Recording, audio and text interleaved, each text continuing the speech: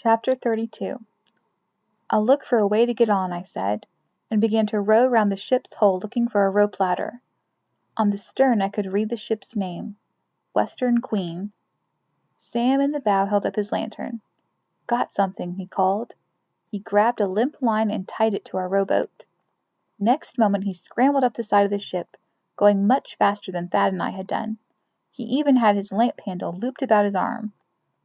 Thad followed, then me, climbing the way we had before, which might best be described as crawling up the hole. It was hard, though this ship proved easier than the one the night before. I was becoming practiced. It wasn't long before all three of us were standing on the main deck. To Sam, Thad said, "Where'd you learn to climb like that?" "On the whaler. Climb enough masts and spars, you climb anything." "How old were you?" 7. "Young." "Told you, some people like to be waited on." We looked about. A blanket of gray mist blurred everything, while a whiff of decay hung over all. Even so, we could see that the Western Queen was enormous, much bigger than the two ships Thad and I had been on the night before. It gave forth soft grindings and creakings, the noise coming from everywhere and nowhere all at once. The Western Queen may have been in her watery grave, but she lay uneasy. Another large ship floated right next to her, so near that spars from both ships wove among one another, like interlinked fingers. "Torrey," Thad called, "let me have your flint box." One by one he relit our 3 lanterns. The 3 of us stayed close, wandering around the deck, trying not to make noise, but peering into everything. "See that?" said Sam. He pointed to what looked like a big brick box sitting on the deck. "It's a try-works, which means we're on a whaler. It's where they boil down the blubber. Right now, in our lanterns, we could be burning the oil they made." Sam, with his superior knowledge of ships, led the way, and enabled us to search effectively. It made no difference. We found no hint of Jacob.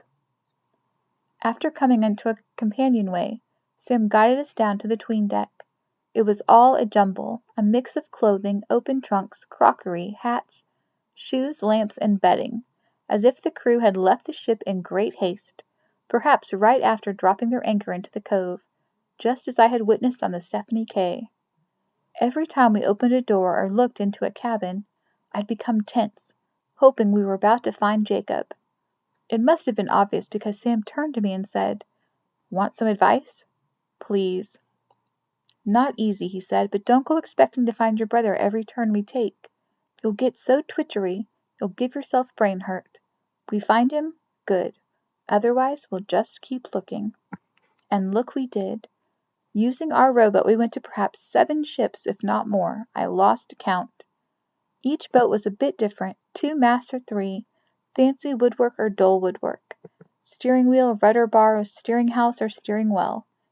Yet they seemed much the same.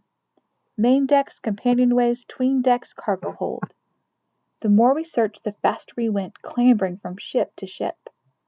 After boarding yet another ship, a large 3-masted vessel, we hurried over the main deck, but found nothing. Then we went into the gallery, where plates, some with rotten food, lay on a long table. Much of it had been eaten by rats. Their droppings were everywhere. "Might as well try the forecastle before moving on," said Sam. Holding the lantern before him, he took us along the lower deck, toward the bow. The forecastle, Sam explained, was where ordinary crew members had their living quarters. We reached it, found the door open, and went in. It was an extended cabin shaped like a half-moon. On the long, straight middle side was what looked to be a mast running from below and up through the ceiling. On the port side, which was curved, our lantern light revealed 2 levels of deep bunk beds, 8 in all, some with bedding. There were sea chests on the floor, clothing hanging on pegs. On the starboard side was a fixed table with 2 bowls and as many spoons.